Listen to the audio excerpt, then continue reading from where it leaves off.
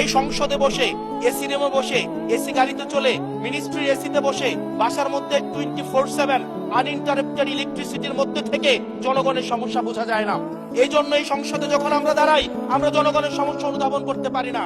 আমরা এই সংসদে বসে যদি আমরা লোডশেডিং এ আমরা খুঁজি, এই সংসদে বসে লোডশেডিং পাওয়া যাবে না, এই সংসদে বসে জনগণের সমস্যা পাওয়া যাবে না, এই সংসদে বসে সবকিছুকেই মাননীয় স্পিকার, আমরা যে এই বাংলাদেশের সবচেয়ে সুবিধাভোগী মানুষের মধ্যে এই সংসদে যারা বসে আছি, বাংলাদেশের সবচেয়ে ফেসিলিটেড মানুষের মধ্যে আমরা অন্যতম। মাননীয় স্পিকার, আমাদের জনগণের কাছে যেতে হবে, জনগণের আশাগুলোকে, সময়গুলোকে, স্বপ্নগুলোকে আমরা রাজনৈতিক ভাষার মধ্য দিয়ে, কর্মসূচির মধ্য দিয়ে সেগুলোকে বাস্তবায়নের জন্য আমাদের সবাইকে সমন্বিতভাবে, ঐক্যবদ্ধভাবে কাজ করার প্রয়াস আমাদেরকে থাকতে হবে।